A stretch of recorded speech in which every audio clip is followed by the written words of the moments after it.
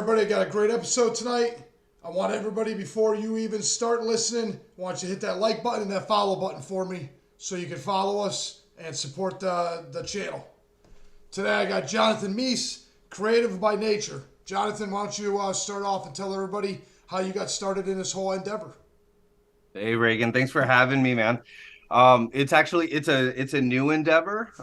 So the timing of you reaching out was it was perfect. I kicked off 2023 with one of my goals was do a podcast, put it out there in the universe, and then guess what happens? You actually reached out, and that was pretty wild. So how I got to Creative by Nature. We're an outdoor living design firm. The goal is to really do everything virtually with homeowners, with people who own commercial properties, and redesign their space and connect them with contractors that really fit their budget and kind of fit the expectations of what they want to see in their build.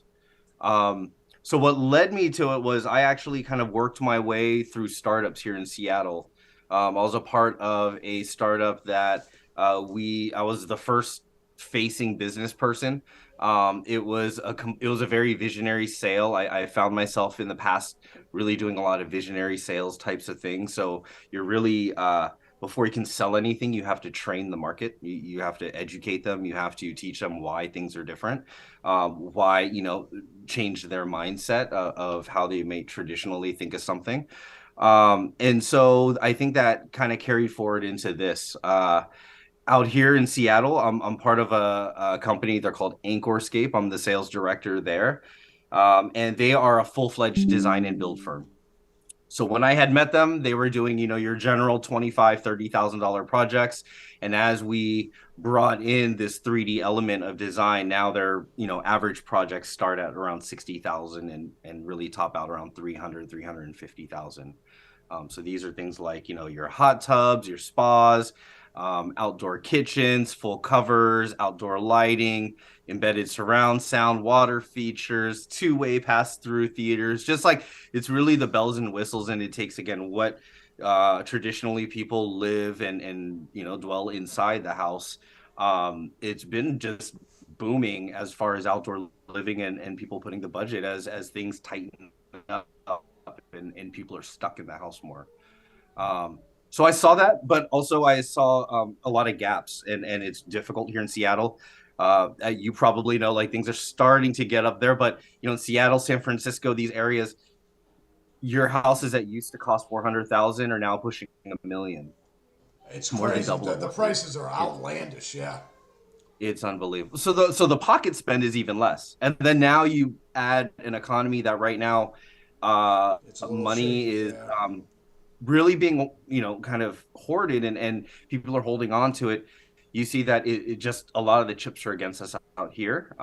It's still something that I love to do. I think it's a good challenge, but I also see that there's a ton of opportunity.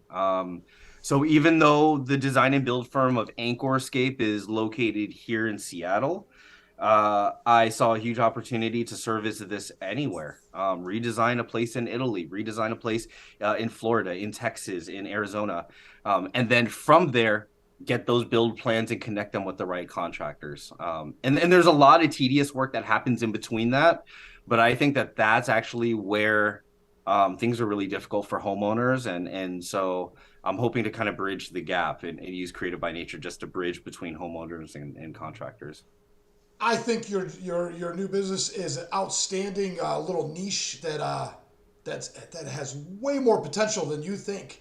I talked to a couple contractors a few months ago that are just dabbling in some of the stuff that you're really good at, and there's more of that stuff than you think out there. There's so much outdoor. I think the outdoor backyard kitchen slash waterfall slash like just entertainment area for like guests and Mhm. stuff. I think it's bigger than the man cave was 10 years ago. Oh yeah, yeah, oh yeah. And I remember, I mean, those were big things like the big game rooms and the trap doors and all of that. Yeah, yeah, they're cool Um, and everything, but I think this is bigger. I think this is longer lasting too, because a man cave don't sell the house. But if you got right. a ridiculously amazing, like Hugh Hefner looking backyard where it's just this amazing designed backyard that no one else has. This Yeah. is your unique little. Yeah, that's a huge selling point. There's no way you lose money in that. There's no way. Yeah. And I think, there's a lot that happens between the design and the build. And by taking that design portion out and working with the clients, we're doing virtual calls just like this, but you have a design manager who shares their screen and they're dropping you into your property. Like you're seeing this time of day. A lot of people out here in Seattle say, "Hey, I want a vegetable garden. Like, where's the best location?" The software registers using satellite registers the house on true north, and we can drop shadows and change times of day to see exactly the best place for vegetation. That So is so cool. it takes you in really in depth. And what we've actually seen is like it's beautiful, visual is great. What happens is we can actually turn those 3Ds into 2D plans, HOAs, permits, things like the messy stuff. It's actually a byproduct of the 3D design, so that's already done.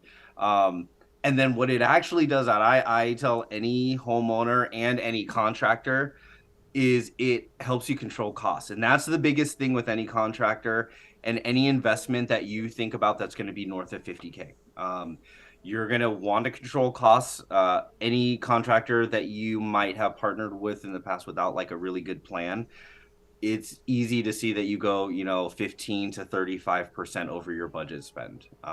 It sometimes double, if not more.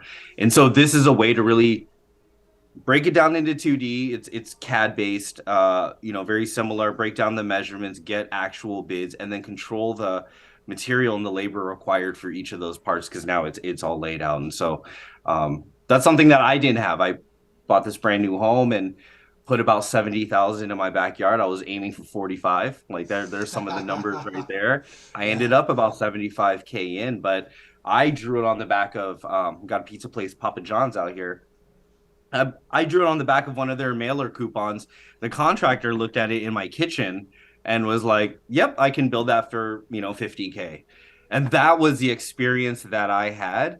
And for me, that took everything. I mean, I had just gotten laid off, but I knew the value of making sure, as my kid's 6 months at the time, he's almost 5 now. It's crazy, but I knew that I didn't want him to tumble down the hill. So we built a retaining wall. We leveled out the ground. I put a mess kitchen because part of my tranquility is cooking outside and just grilling outside. I'm from Texas as well. And so there's parts of me that like there is a mental with as I work from home 100% of the time and I partially take care of my kids and take them to school and these things I really love to do.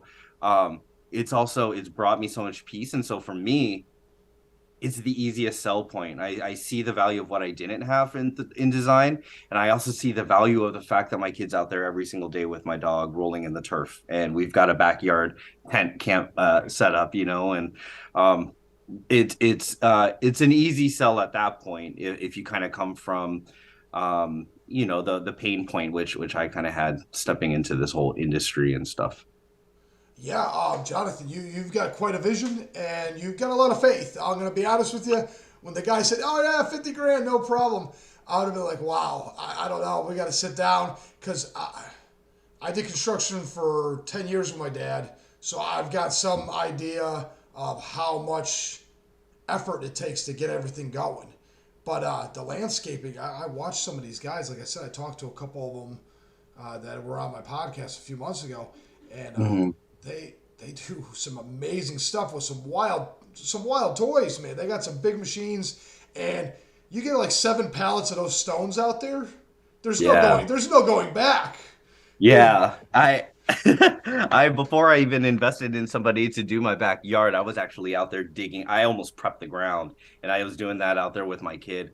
And I was like, I should, start a landscape business. I don't know, just something weird. Maybe it was the whole COVID thing that was passing through, but I was like, maybe. And then for some reason, I was like, I'm not built for this. Like my back is already hurting. I'm using a rake. I'm not the most efficient, but there is a lot broken in that process and in the experience. And I think that there's a lot of landscapers and builders out there who are capable of amazing things. And I had found that by me going through the whole process of building and sourcing my own contractors, hands down the person that I hired and the best people I think that are really qualified oftentimes are the ones that cannot communicate, and English is not their first or second language. And when I started to bring this in, and even Anchorscape, Cambodian owned company, my parents originate from Cambodia as well. And so for me, that's how I reached out to them. I was like, hey, just from, coming from the same background, I'd love to support you guys and just learn a bit more. But they also had a bit of that communication barrier. And it's, it's sad but true that once you get above a certain threshold in dollars, 45, 50, 60, 70K, a lot of the times people have come back and said, hey, I'm not willing to work with you because I can't communicate. What if something happens, stuff hits the fan, and you can't work your way out of the conversation? And so it's unfortunate because I think that's where the most talent sits. I also think that it's just that gap. And so this design, I have, a team of 6 designers now who are designing across the United States for contractors and for homeowners.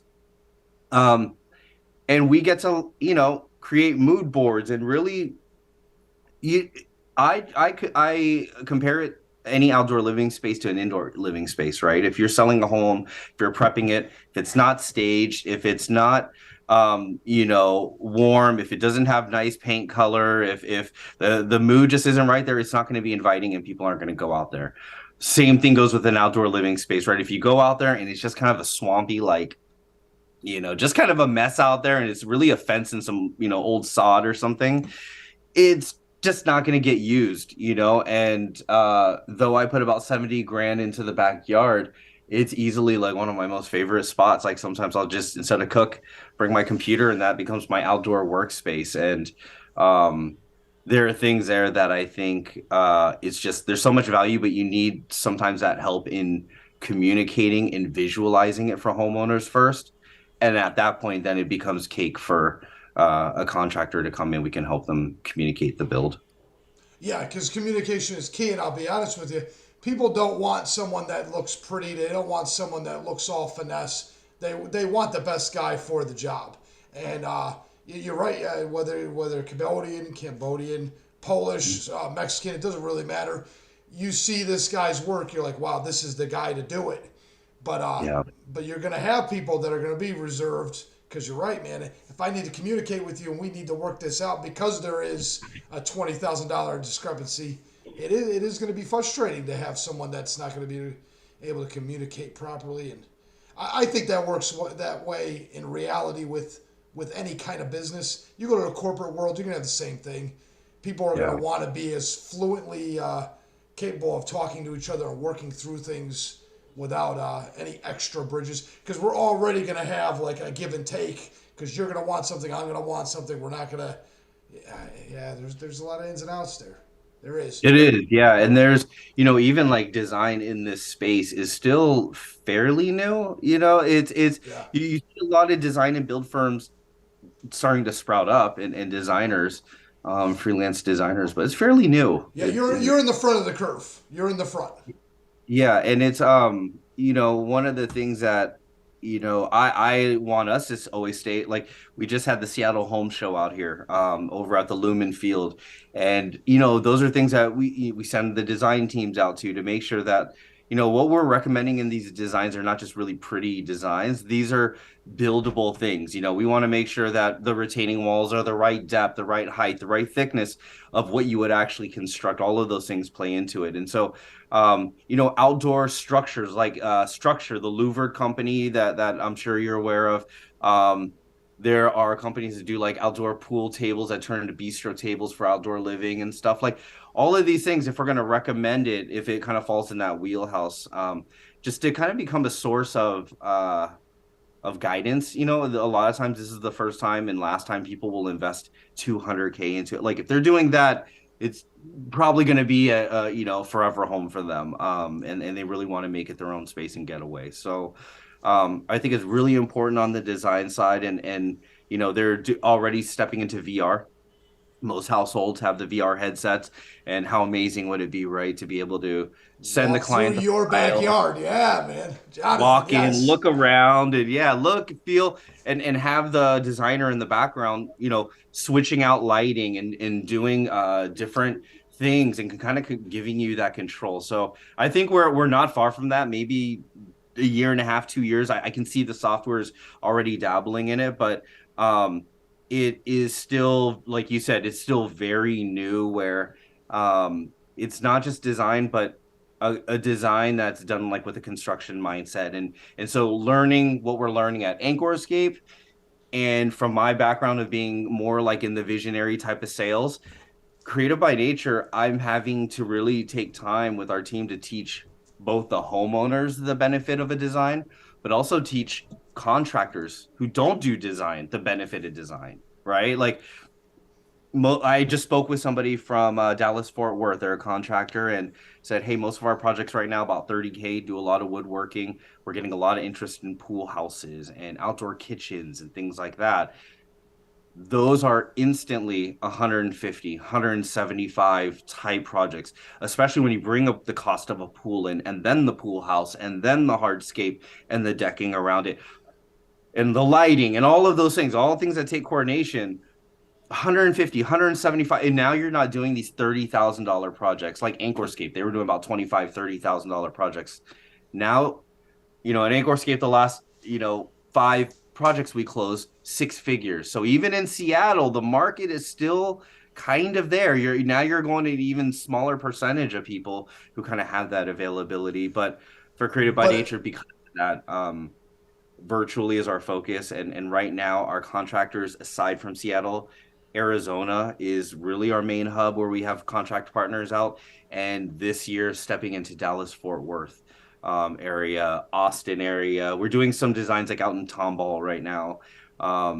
And it's such a beautiful, like perfect space that you got great builders out there, and so we get to do it from here in the comfort of Seattle and work with partners and homeowners out there in Dallas Fort Worth, and get them with the right partners and get the builders in there so that they're not wasting time designing in-house themselves, which can take 6 to 8 months, 3 months on the fast side, 2 months on the fast side.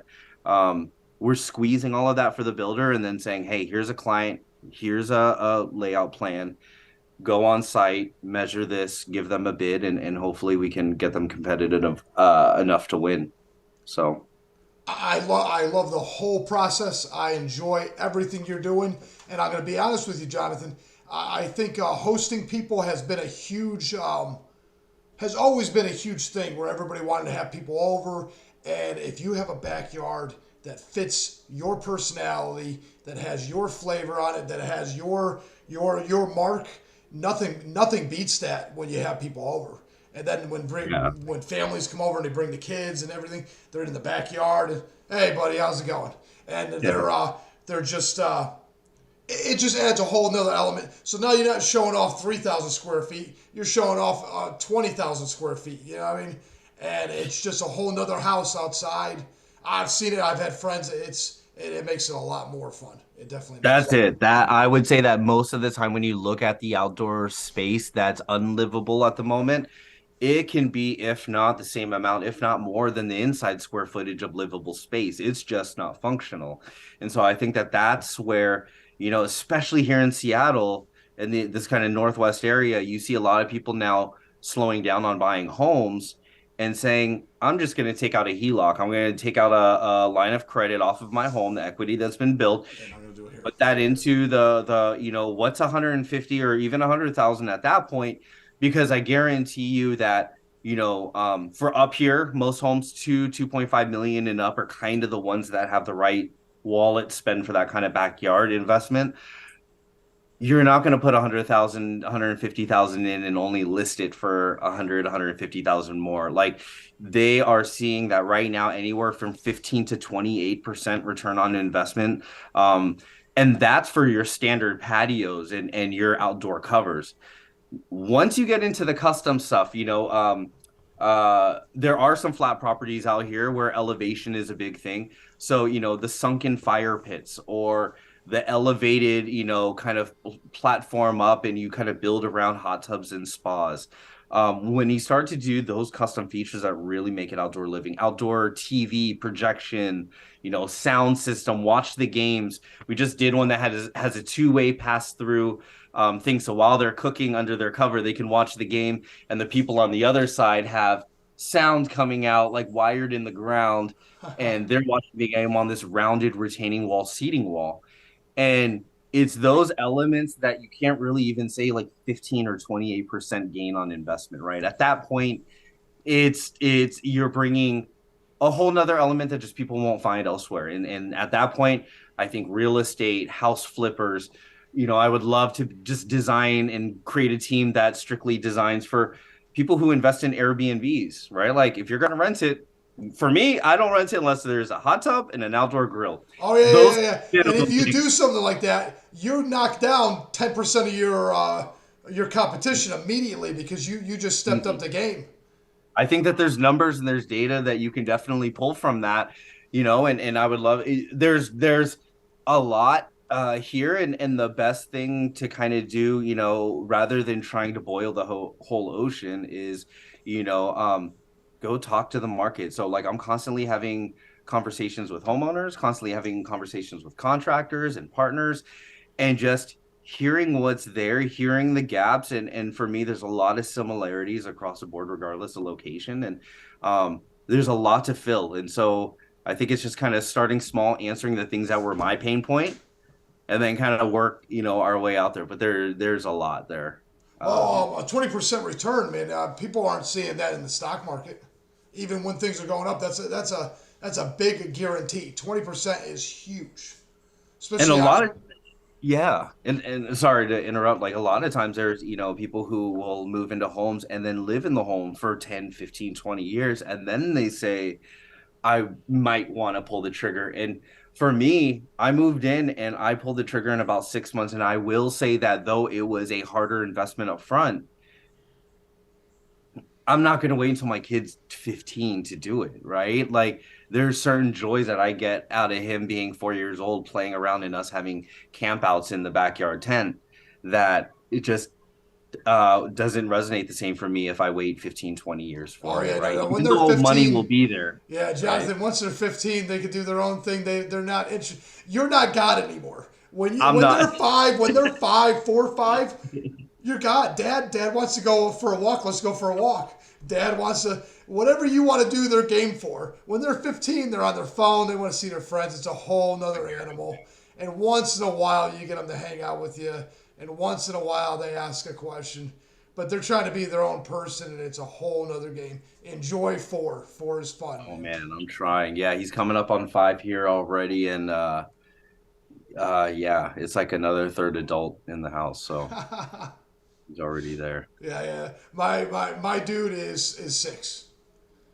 Oh man, yeah, we're So he's not far. still game. He's still game for anything. And we went on a frog hunt this summer. We must have Yeah. caught, I'm not kidding you, I don't know how this played out, but the creek dried up and there was just puddles. And we Mm-hmm. must have caught 40 or 50 frogs a day for about 2 weeks straight. Man. Yeah, yeah, yeah, hundreds of frogs. So if any of them live, if any of them survive on the side of the house here where the central air is and the water drips out, we're gonna have frogs making noise all summer. Oh, I can hear it now. Yeah, because like I'm originally from Katy and lived most of the time in Houston and into Corpus Christi. And my dad, he was a doctor. Came from Cambodia. They escaped right before the whole regime and the whole war broke out about 2, 3 years before Pol Pot and all of that in Cambodia. And became a doctor and worked his way up and just retired after 40 plus years doing that, and surgeries after surgeries. And for me, I grew up. I have a older brother, younger sister, and I kind of grew up being raised by my mom. But my dad was just, he was never there. He was always on call. Beeper was always going off.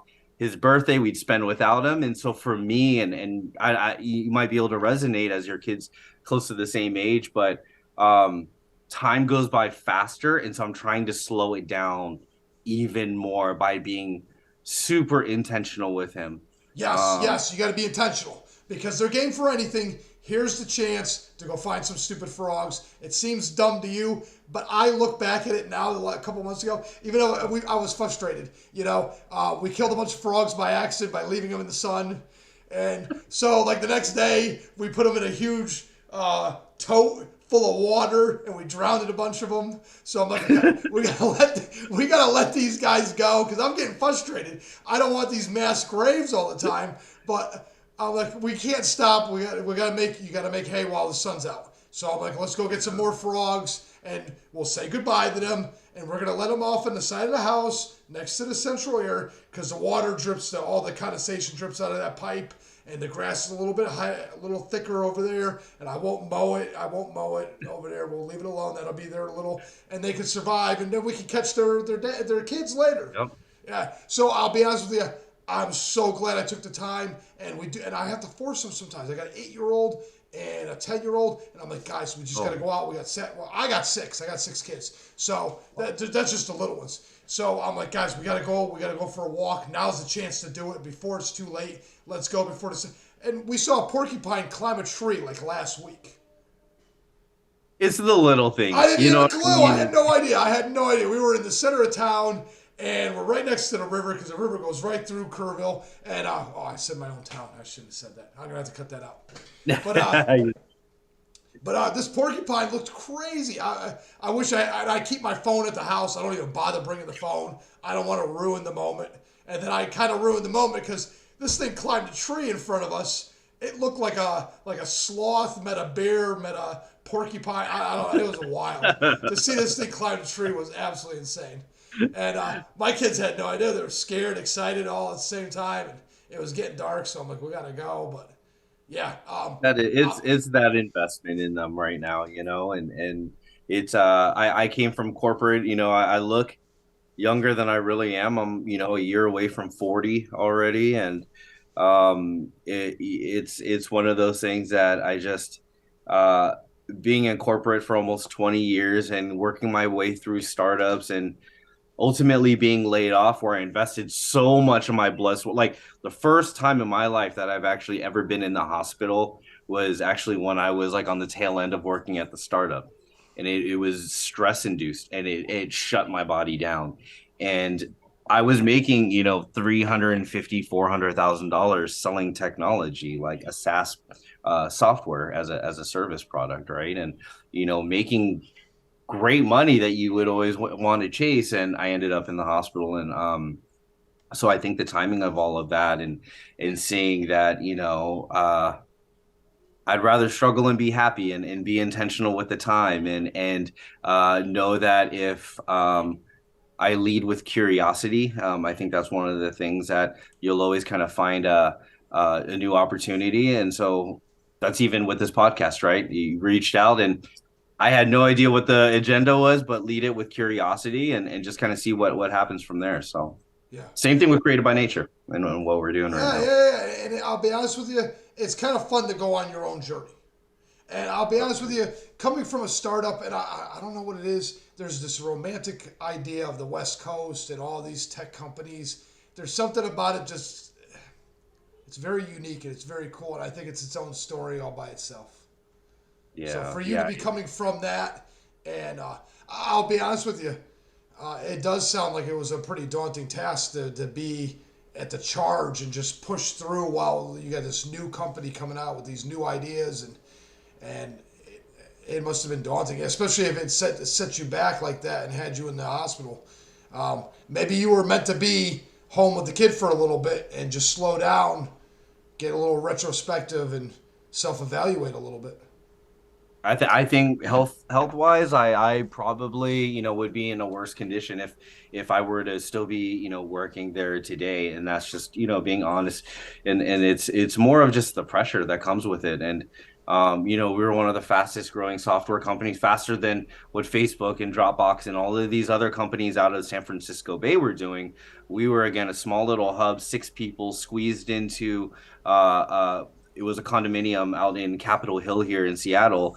And I was doing sales calls from the restroom. Like, true startup. Like we were using this residential space as a working space, and then we grew from 6 people being the first salesperson to about 350 people. And in that time, there was just it was the I mean the I had not ever learned faster in my life, right? And I also think seeing all of that and seeing all the pieces come together allowed me to then really understand how to start kind of making some steps with Creative by Nature. And um visionary sales, I think, was always a big one, is having to teach the market first, having if people feel educated, they feel confident.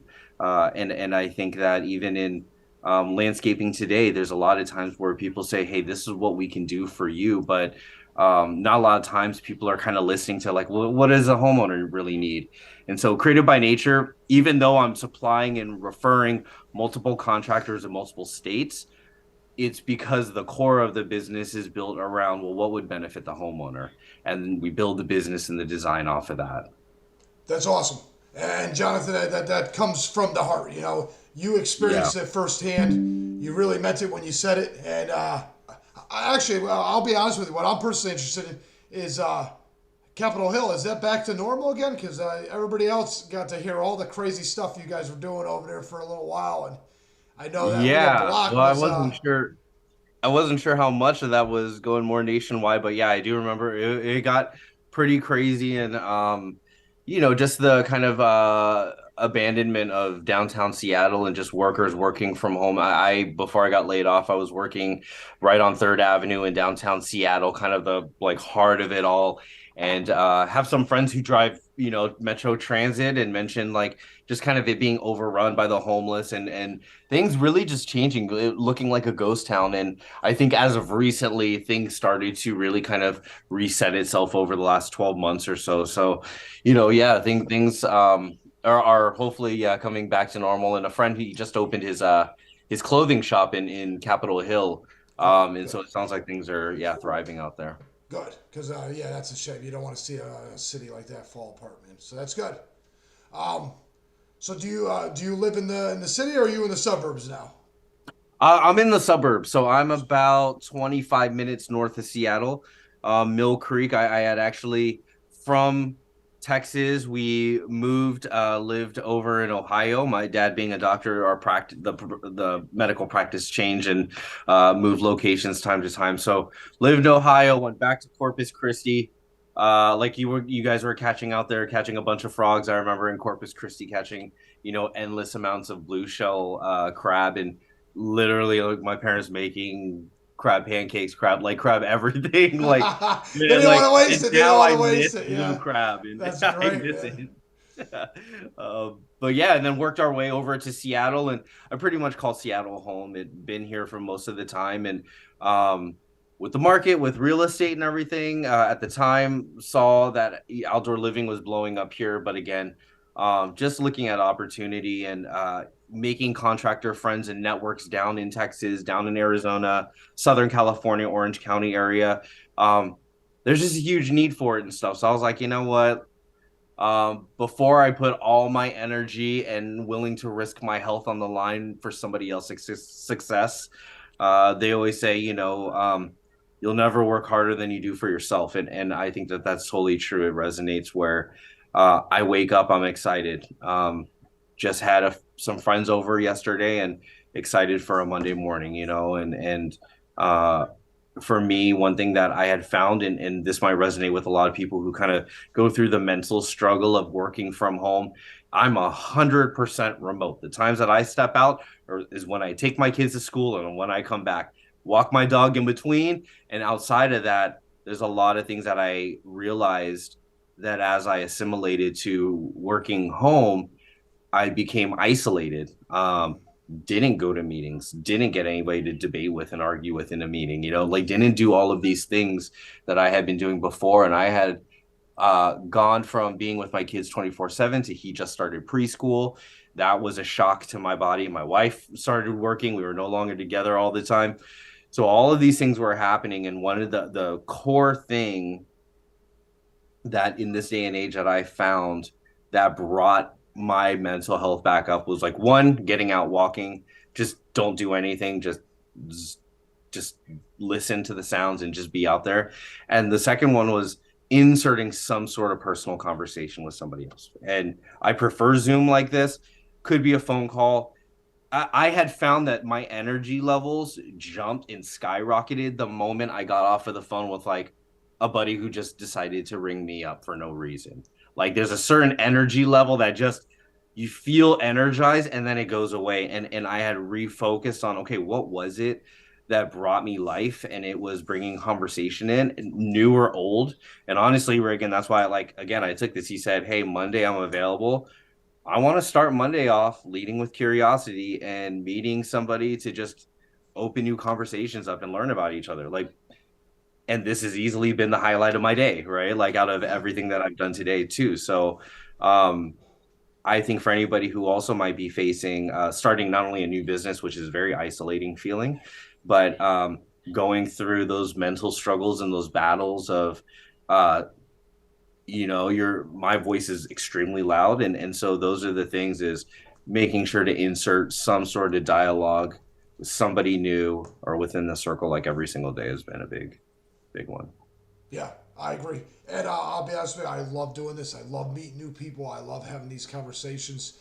I had no idea how much I would enjoy this.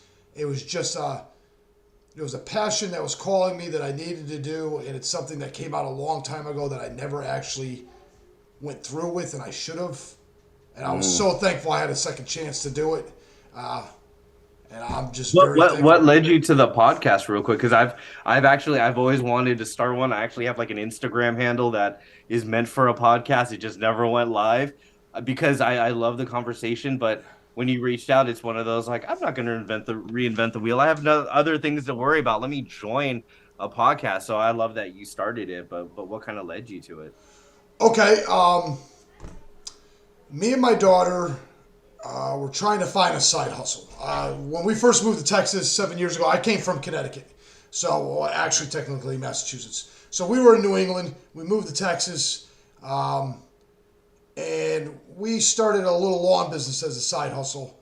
And we did pretty good, but I've got a nice job already that pays the bills and has good health benefits. So I kind of had to drop it because it was starting to impede in the overtime of the other job, and I didn't have the luxury of doing both. So it was a bonding moment with my oldest daughter, and it was an opportunity to just hang out and do stuff and make a few extra bucks. And doing construction with my dad in the past, that was my favorite time of my life was being up 2, 3 stories on that roof with my dad or on that scaffolding arguing for no reason or pulling a muscle while lifting a beam. And I don't remember why, but me and Riley decided we should start a podcast. And we thought it was just going to be me and her bouncing back and forth. And the first like 3, it is just me and her talking. And I would do like research. So at work, I'm trying to research like AI and the robots and self-driving cars so we could have this conversation. So me and her could just stand next to each other and talk for an hour. And I'm like, this is taking too long. This is exhausting me. I was like, I gotta find more relevant content that I could just jump on real quick. I'm gonna go on TikTok and I'm just gonna see what other people are doing and whatever's trending, we'll talk about that. And I'll leave it a little more open-ended. She's 20, well, almost 20. I'm in my 40s, and we'll see the two perspectives, male and female, young and older, and we'll just play it from that angle. And she got kind of tired of doing it, and she got her own job. And I was like, why don't I just ask this guy why the heck he started what he started? And it literally, it morphed into, why don't I just promote these guys and see what got these guys started? Because I've come to the conclusion in the last 6 months of doing this, your passions, you don't pick your passions pick you. You don't just wake up one day saying, I'm going to go find this and make this something I want to do. It finds you and it just takes over you. And it's an amazing journey. It's an amazing opportunity to see someone evolve. And none of the stories are the same. You can't take a cookie cutter argument on how this girl started her business or how this guy started his business or how it escalated and what they had to do. And some people have to get out of their comfort zone and do something they didn't want to do. It doesn't catch, doesn't catch, doesn't catch, and then they finally do the thing they didn't want to do, and then it catches. Or it just there's so many wild stories. Well, this is episode 65, so Yeah. um, Yeah. yeah, I really enjoy not just the conversation, but just to see someone explain how they got where they got. Because most people are excited to tell the story, and people don't realize how interested. The most mundane thing an electrician does is way more interesting to average people than people realize. So if I could get that out of them, I could extract that story, how they got that three-way to work correctly, blows everybody's mind. Blows everybody's mind, and No. I think it's worth it. Yeah. And yeah, I should have done this a long time ago. It's just I got lucky. Maybe it was meant to be because I basically got the equipment for nothing. A guy was going to do a podcast with a buddy. They got into a fight. They never actually did the podcast. He gave me all the equipment. He said, "When you get your taxes, give me $100." I'm like, "Man, this is it." And the computer, I already had the computer set up. So it literally, I mean, I'm dropping a little bit of money now, and I'm trying to get everything to 4K and all that. And I didn't realize how important that would be. So I started off with just phone calls. When I started, I just had a phone under the mic, and I'd be talking to this guy, and I could hear it was the craziest thing. The first like 7 episodes are probably the most god awful episodes ever. But I had to be brave enough to jump out there and do it. And That's it. I think, and I think that there's a lot of people, where hesitation, they plan to plan, and there's a lot of hesitation, and a lot of that is just outside noise, and it's really hard to make that jump. But I'm glad you did when you did. I wouldn't be relevant at the time if you started back then, but for us right now, like this is it's a great time, and I think just the last couple of years, it's shaken up everybody's world to have everybody just kind of pause for a second and reprioritize just what really matters, and that making 350,000 a year, 400,000, it doesn't really matter in the grand scheme of things. And growing up where my dad really wasn't there, I never had gotten a chance to play a video game or play Lego pieces with my dad growing up. Well, for me, as now being a dad, we just took my kid to Legoland, and I had never played with Lego pieces myself. I am sold on it. Like, I have this Instagram channel where it's like it's a thing. I'm into like racing simulators and all of that, drifting and these different things. And so it's kind of a thing that just collects all of our stuff. And it's really me playing with like Lego pieces and building. Like, I just bought the Batmobile, and I bought like a knockoff version of the Ghostbusters vehicle, like wagon, and like I geek out about it because there's just therapy and the pieces and how they all fit really well together, and instructions and just all these elements that I never realized. And so for me, I almost overcompensate where I want to pick up the controller, and I'm into this new Kirby on Switch game with him. And like you said, it's just those are the moments that in their shoes, it's literally everything, and that time isn't going that fast. And so taking those moments actually really conjure up a lot and make them who they are. So for me, it's take that time now, struggle a little bit, do your main thing, grab a side hustle on the side to keep your interest there, and yeah, keep things moving. Yeah, and I'll be honest with you, it's crazy how much they remember and retain from the little things you do. So much. The kids, and and I'll be honest with you, I want to take a minute with your dad. Coming from Cambodia and everything, he Yeah. probably was so thankful that he had a possibility of giving you a better life that he said, "Man, I got a chance to work. I'm going to work 400 hours a day." Because what came out of the pipes there in Cambodia, I think that was one of the worst communist. I mean, I know it failed everywhere else, but it really failed there hard. Yeah, and even for me, like I being born in Texas and never really experiencing it, I had never gone until 2015. Finally went for the first time with my wife, and he always went there for with my mom for missionary trips, and so they would be there just feeding the poor and I mean, talk about just resetting everything that you think about just uh what means are necessity versus luxury. That whole imbalance for me was thrown off. And yeah, I haven't gone back yet since 2015, but definitely want to when the kid gets a bit older. And yeah, it's absolutely tragic. But then once you're there and meeting some of the survivors who are their good friends, it's it actually wasn't that long ago, right? Like in the grand scheme of history, it's not that long ago. I was just watching this show and they were talking about back in the 40s when, down in Georgia, uh, African Americans were not able to have their teeth seen by white dentists. And if you didn't have an African American dentist nearby, they had to go to the vet, like where, the pets are taken care of. And that's not that long ago, right? So it's just so shocking to see um, where we've come. And so at this point, it's like, we've got to use our means. If you have $100 and you can reach everybody now through audio and video like this, why would we not? Like we're in that moment where people say, I can't get a job. Like you can literally start a business on Instagram or on Facebook. Like we're at a means where it's not digital real estate where you don't really have to pay. I mean, there's cloud payment things now, but we're at a means where we can reach millions of people like that when I didn't have that, just a couple decades ago. So Yeah, things are changing so fast. Changing so fast. And even though communism was a big scourge on the planet 100 years ago, up until about the 60s or 70s, there, whenever it, oh, 80s, it collapsed in the 80s. It really. mhm.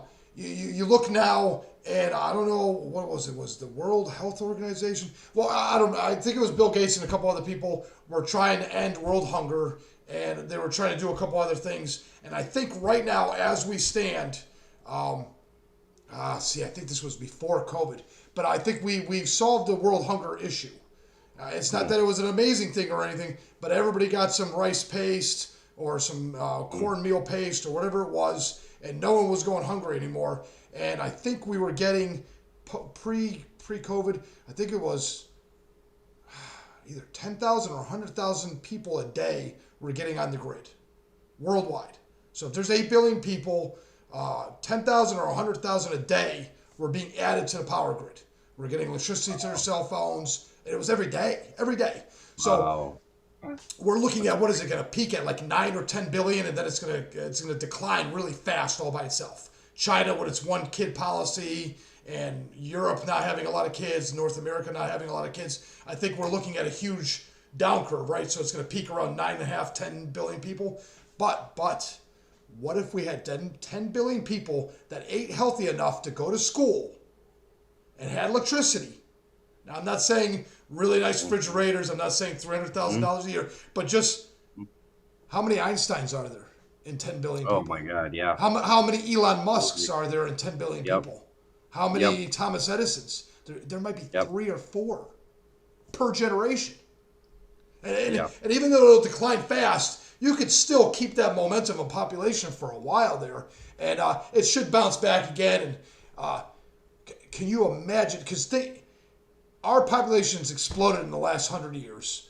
And how fast is technology? Not only that, the abundance. We have such an abundance. I got I had 5 TVs. My kids broke a TV. But you could go to Walmart and get a TV for $100. It's unbelievable. Yeah, yeah, yeah. It's crazy. It So really is. So we're looking at, I think the worldwide wage is doubling every 3 years or whatever it is for the third world. So if you were making 30 cents every 3 years, it'll go from 30 cents a day to 60 cents to 90. I mean, it's escalating really, really, really fast. You got a global market that really is needing all these raw materials. We got emerging markets that are growing so quickly, and the technology is moving so fast. You're talking about going from AutoCAD to 3D to VR. How about AI? How about Chat GPT and all the things? I mean, we're looking at robots that are going online. When those cars go online, when they get self-driving, the robots go with them. So you're going to have robots going all over the place with cars that move all over the place. And If you think the cell phones have changed everything real quick and there was unforeseen ramifications, no one saw Tinder and Instagram and all these things No. changing society in such a manner. I'm Hmm. telling you, those cars and the robots are going to be as fast of an escalation. They're going to have twice as much ramifications that are unforeseen. And I think all kinds of things will branch out of it. Because think about it, when the car came into existence, we didn't see the highways, we didn't see the bridges, we didn't see the truck drivers, we didn't see all the things that came with the Model T coming into existence. And I have no idea how fast, but I have a feeling it's going to be twice as fast as we realize. Because they I feel say like what. it's only I feel like it's only going to get faster, Oh right? yes, yeah, Like yeah. The snowball going the downhill is just going to get bigger, and as it gets bigger, it's going to get faster, and as it gets faster, it's going to get bigger. Because if you look at what was it, the Wright brothers to the landing on the moon, I think it was 60 it, years. 60 it's on, years. yeah. So you walked for Yeah. 6,000 to 6 million years, and then bam, in 60 years you go from a paper kite to standing on the moon. Yeah. It's And that's why preposterous. It's almost preposterous. It makes you wonder, did it actually happen? Because it just seems so insane that it happened so fast. yeah, I can't even fathom where it's going to be when, my kid is at 40, Yeah, I was like 30, 40 years old. It's going to be a whole nother world. A whole nother it, world. and likely they'll have to live on another world, right? And go Ah, colonize well, in I think Mars. Elon was saying That's a you could go to Mars. You could go to Mars. The only problem is there's only 2 times a year or 3 times a year you can go. So it's a 3 month journey, and the way they line up and the way they spin around the sun, you can only shoot off to it like once or twice a year, and you can only come back once or twice a year without missing the don't planet miss or the whatever. flight. Yeah, don't miss the flight. You don't want to Yeah, miss yeah, that flight. yeah. Because you'll remember how you got there and how you got back based on your flight. Because that's going to be the biggest deal of all. It's Three crazy. months, It's just yeah, the advancements are just so quick, and growing up, like I was born like in the early 80s, and then going into school in the 90s. I was the worst student. Like I always thought it was something about me, but could not pay attention at all. Just really difficult time in school. Not academically the best. And I remember growing up and they're like, don't bet that you're always gonna have a calculator in your pocket, right? Like you gotta learn math and all. And I literally have the Alexa who can figure anything out just like that. Like, and so again, like you said, we didn't brace for these things, and now that they're here, still a lot of curriculum is built off of um uh repetition and memorization versus the one thing that I want to make sure that we instill in Tegan, our son, is um the ability to adaptability, right? Is because I don't know where the world is going to be in 25 years, learn the skills that require you to adapt with anybody that you happen to be around, any situation you have to be in. Learn how to navigate yourself. And if you can do that, then I don't have to so much predict what world you're going to be in, if the doctor's the right education path for you, right? And so those are the things that a little less about the scholastic for me and more just about like being a good person and making sure that you can just jive harmoniously with people. And because yeah, man, like things are rapid. I actually had my father-in-law hand me, I used to do photography and stuff, just dabble in it. And they handed me a super tiny micro SD, the tiniest, the little things. And he goes, oh, I found this is like 2012, like this is an old micro SD, but it had like your family pictures on it. He gave this to me yesterday and I looked at it and I was like, oh yeah, it's like it was like an 8 or a 16 gigabyte micro SD card. And I was like, oh, I know this has got to be old. And it was like a 16 gigabyte one because yeah, you've got the 1 terabytes on there. You got the 500 and it's at a whole different level now. So yeah, yeah. I'm almost excited. I'm a tech geek and a gamer at heart. I grew up in that generation, and so I try to stay with it and feed off of it. But even in this 3D rendering design stuff, it's like Sims on like a whole nother level where it's just really fun. And getting into VR, it's almost a way that I can kind of still get plugged into that space. Yeah, I Um, can't wait until you could put me in the VR and then you could change it. You'd be like, oh, do you want stone here or do you want brick here? And as I'm going out to touch it, you can just change it right there. Do you like the right. lighting behind you? Do you want the lighting be in front of you? Where do you? And you could just start moving things around. Can you imagine that would be the wildest? It's gonna be so wild, man. Spritz some water on your face while you have the goggles, the water feature effect, give you Yeah. like the Oh man, 4D effect, the that blow a extra. little Yeah. wind like in the hair or something. Yeah. Passing Because the they drink. were dabbling in that stuff when I went to Disneyland 15 years ago. Yeah, it's just a whole nother level. Whole Yeah. nother level. So Jonathan, where do you see this going, man? Oh man. Especially I now think that you're at the beginning of this, right? This is kind of near the beginning. yeah, I think this is still very in the early stages, working with homeowners and contractors. I think that's really just, one pathway, one stream. We talked about like the house flipping, the real estate, commercial properties, really anything where you need some sort of digital uh making something tangible and digital. And we actually had people reach out to us and said, hey, what software are you using to render this? Because we would like to possibly hire you to render our what is it, like the meta world, like meta business world, like the virtual reality meta world. Go render our virtual building front where people can come to our virtual store. Like it's getting to this. I remember back in like was it Second Life and all of that. It's like this crossover between real estate, real real estate, and virtual real estate, and equity and stuff. And it's getting there with this meta business where people are saying like, could you create my home there? And um, that's a whole nother level for us. I think it's both exterior. Ultimately, we want to bleed back into the interiors. That will always be there. People will always invest in interior before exterior. But what you're seeing is this fluid um, kind of fusion between outdoor indoor living, bringing the indoors out, and indoor outdoor living, where people are bringing streams through the house or having What? green living walls, right, that go up the staircase. They're bringing these outdoor elements into indoor architecture. And so that's something that I would love for us to bleed into for Creative by Nature, fusing those things.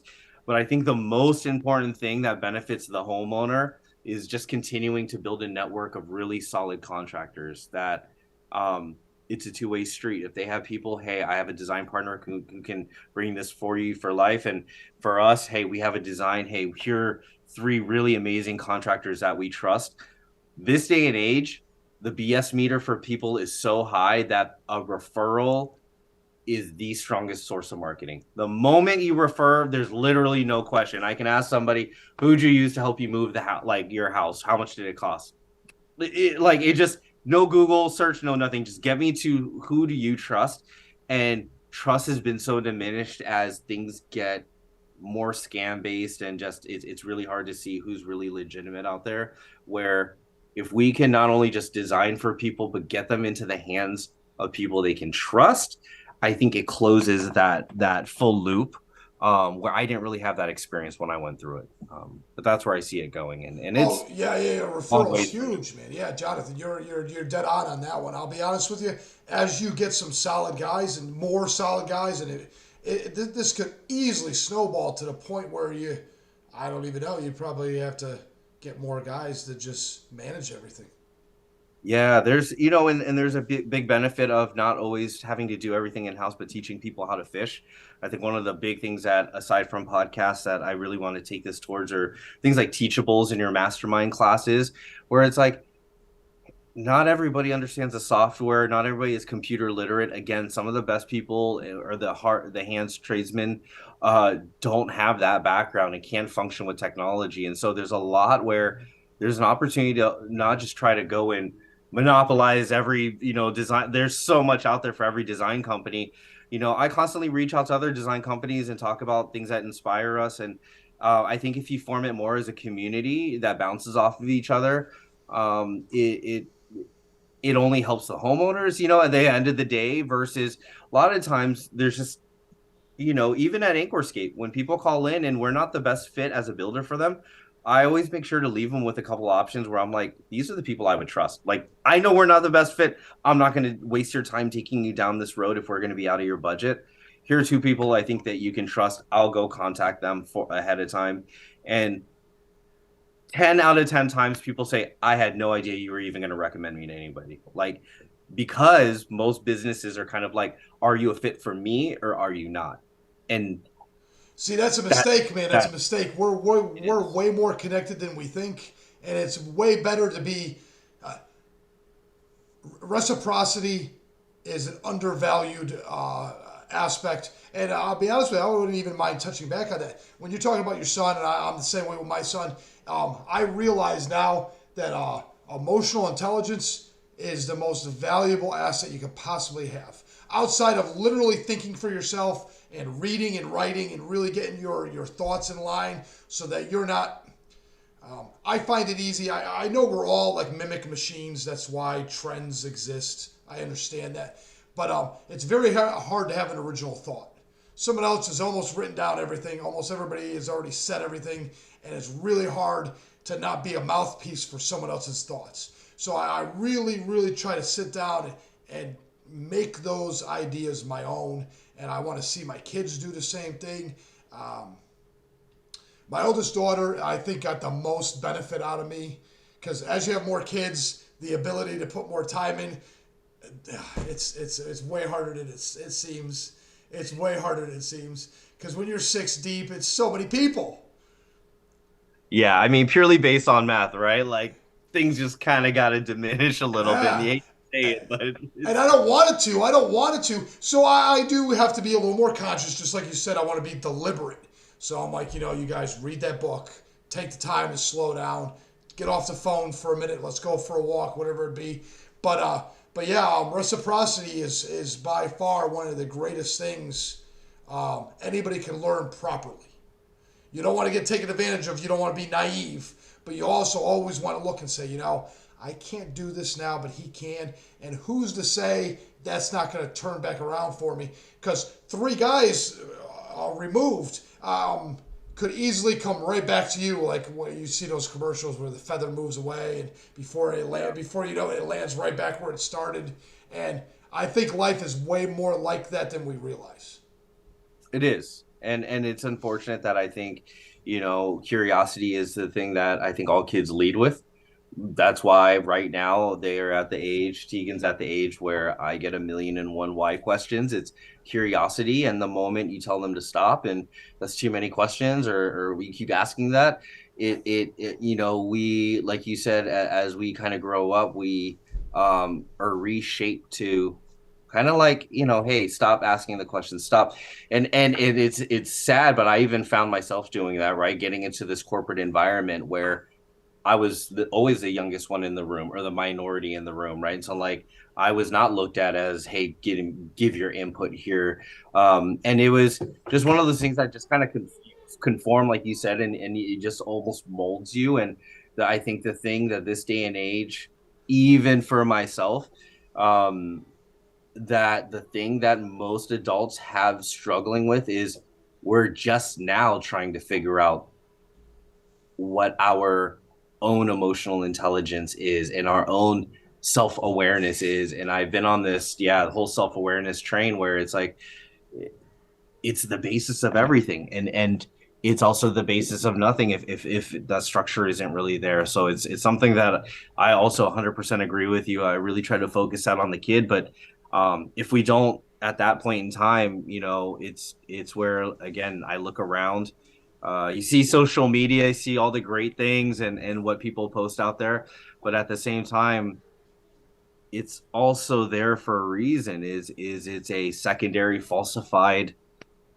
It's a way to again like create media around your social life and making sometimes what it's not. And I think that a lot of that is sprouted from again lack of the awareness and lack of again what really makes somebody a strong person, and Well, it's see that's a big one it too. unravels a whole. Oh yeah. Well, okay. Here's the deal, right?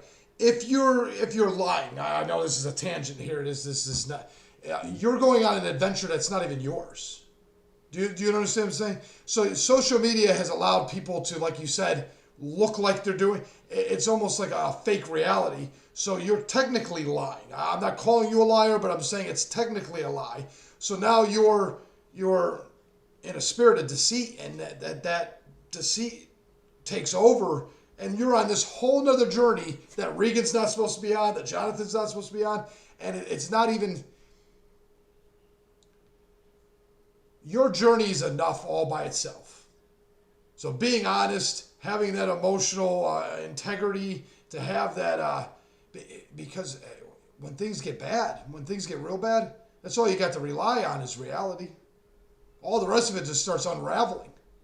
Well, and I think that sometimes the latter is sometimes, what you start to see nowadays when people just kind of go haywire is you kind of get pushed to a point where reality and what is and is not reality just kind of starts to blur.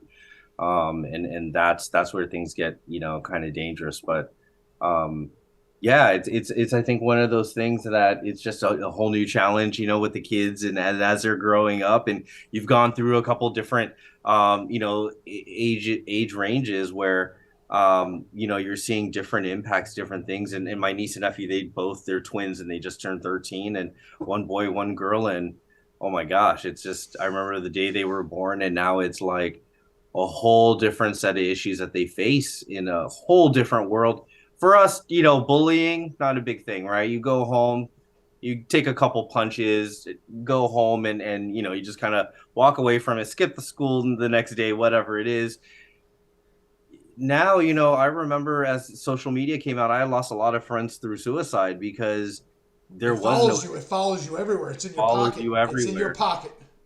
And Ah, it is devastating to see, even, when my niece was 7, 8 years old, already talking about these, like look issues and just all these pressures where it's so early. But again, it really comes down to us, right? And the environment that we just have to do our best to kind of counteract it and stuff. So yeah. make good people. Well, it's necessary with technology changing. Like you said, we don't know where this is all going, or if it's all going to fall apart. But irrelevant. If the kid is ready, if he's been put in a position where he can be strong enough to mold himself into that environment that's going to be in front of him, he's on an adventure. He's on an Yeah, adventure. you gotta just use they always say like there are just bad things with sometimes good things, and you just gotta find the what's the positive use out of it, right? Social media, internet can all be abused, but things like this, connecting with you, I never would have connected with you before had it not been for social media and had it not been for internet. But it brought us together, and so it's use it in those positive ways. And unfortunately, like again, it's the BS meter is just at an all-time high. um it's not just BS through software and things that people are putting out there. It's in emails, it's in phone calls. Spams. I So literally much. don't even answer my phone anymore because it's a business line, and it's constantly saying spam likely, spam likely, spam likely. It's like I just don't I now it like the way I get in touch with people is now changed because of all of the false stuff that's out there. And so I think anytime I've ever done sales, it's always before you sell the product, like sell the knowledge. Like before you go out there and try to, every like I've have failed a lot of times. I've tried various startups in the past in the automobile industry and all these different things. I've have failed a lot. And I think that it's necessary to then allow you a benchmark of what success feels like. And so hopefully this venture is going to be successful. I see a lot of opportunity, but making use of the fact that we can build a business on the tip of our fingertips like that, I've got to do it now because my parents definitely didn't have that back then. And they put a lot of effort into giving you this chance, to give their grandkid a chance, and they would love to see you turn it into something amazing. It's always about those, can we be that generational curse, or can we break that generational curse in how we, kind of move forward. And I would love to not only create these businesses, but then, roll my kid into it. And really the people that are starting on the design side, a lot of them have never come from design in that background. And it's something that I've brought some of the people that I know who have run businesses. They are very creative, really passionate, wanting to reset their kind of career path.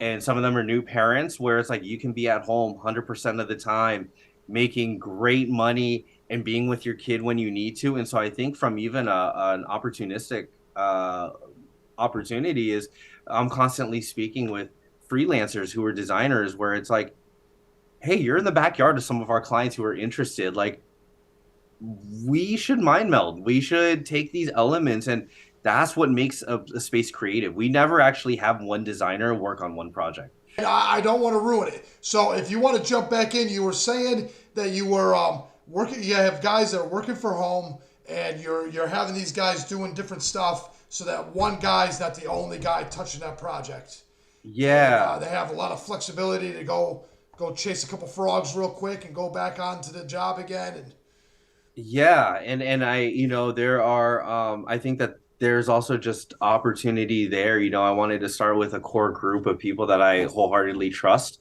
And this is kind of a bucket list thing where I just want to be able to feed the people around me first to get that right. And then I can start feeding other people. And so that's my mentality. And I would love, I actually just spoke with a gal. She reached out and was like, I just love your stuff.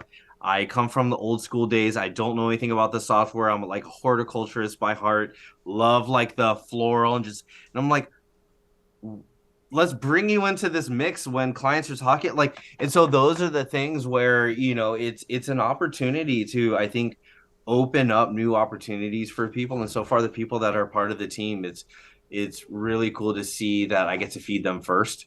And I there's a lot of opportunity, but always, make sure you can walk before you run. So, yeah. And things are changing in the workforce in general. Not only are people working from home, but there's serious consideration about the 4 day work week. I don't know if that's going to be 10-hour days, if they're just going to work 32 hours a week. Um, but I do recognize that being home with the family makes way more of a difference than people ever realize. And